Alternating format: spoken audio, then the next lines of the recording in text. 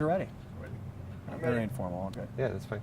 All right, we have come today to the campus of Qualcomm to talk to Rob Chandok, who is the president, I'm going to try this again here, of Qualcomm Interactive Platforms. Did I get that right? You got that right. You've got such a cool title. Okay. And today we're going to talk about smartwatches. So I'm wearing a dumb watch, apparently, and you've got the brand new smartwatch. Explain to everybody what this is all about. So what I've got here is actually the Qualcomm Talk, and Qualcomm's not a consumer electronics company. What we're trying to do actually is demonstrate a couple of technologies that we've been working. One of them is wireless charging, and that's kind of interesting because this watch doesn't have connectors and you can just sort of throw it somewhere to charge it. But the real sort of lighthouse of this, really not to make a pun, is the Mirrorsaw display, which is a reflective display. You notice that we're standing out here in bright sunshine and you can still read the watch quite well. In fact, the more light the better, but I actually can read it in low light.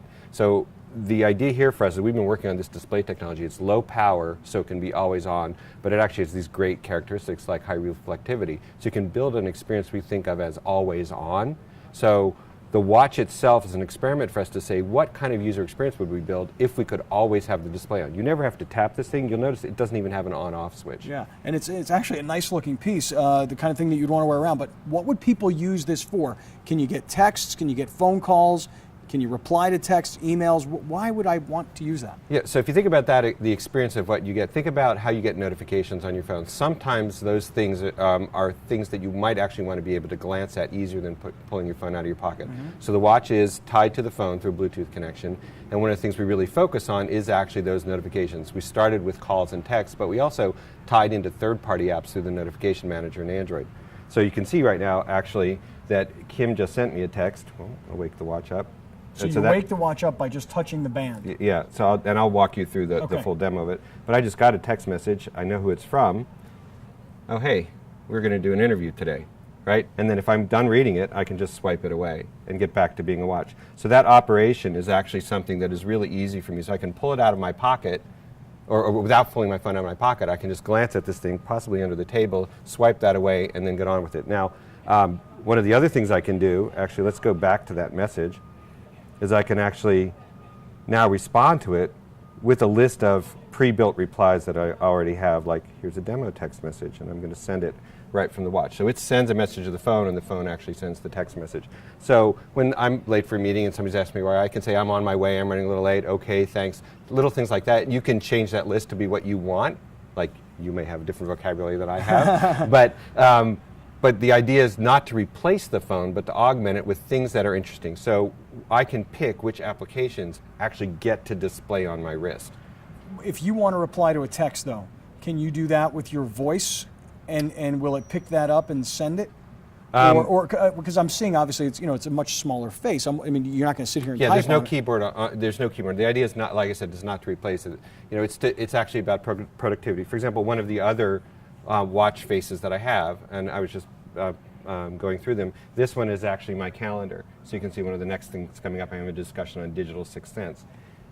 I might keep that calendar face up during the day, but maybe at night I want to be a little bit more funky and have that be my watch face, or the digital one that we showed you before. So besides the whole technology side of it, there is actually a fashion side of it. I'm sure you guys gave that consideration, right? Oh, there's no question about it. I mean, one of the things we did is we tried to work from a design perspective of, we want to experiment with the user experience, but if the watch is so clunky that you would never want to wear it, we can't even find out what's good and what's bad. Yeah. So we did. It's nice and light too. Yeah. So we did things like we moved the battery down here in the band, so the part that's on your wrist actually can be thinner. And we wanted to experiment with that. We wanted to play with those different modalities of being in a watch mode or being in more of a touchscreen mode. The other thing that sort of is different than some of the watches that are out there, there's no buttons because this is a full touchscreen when you're in there. So as I'm moving around, I can actually just use actually what you're normally used to doing and click on icons. Now we've kept that user interface very sort of. We were very thoughtful about the size of your fingers relative to the screen. So a lot of the motions are swipes, sort of very coarse motor movements. But you get a vocabulary that people pick up really fast. And in our user tests, what people find is they really don't pull their phone out of their pocket, and they feel like they know what's going on a little bit more. One of the things I use is, in our family, we use WhatsApp as an application, and I can actually get notifications so I know when my wife or my kids are actually sending a message. And if I want to reply, I pull my phone out of my pocket, but oftentimes I just want to see what the conversation is. Let me ask you this. When will something like this be on the market? When can a consumer buy this? And when they do, will it be branded as Qualcomm, or will you license it to another company? Well, we're not a consumer electronics company. We've sort of been there, done that. Right. We're not getting back into it. We're doing this as a thought piece. So we will actually sell direct to consumer in the United States, a small number. We've said tens of thousands, not hundreds of thousands of these devices. And success for us is actually our partners, our customers, picking up the design, picking up the Mirasol display, and actually putting that into the marketplace. So we would expect to see in the coming year multiple designs from multiple OEMs built on top of this sort of basic fundamental design. And there are lots of variations. You could go more towards fitness and less towards productivity. But the main thing we wanted to show is until you get this into your hand, I mean, let's really look at this display.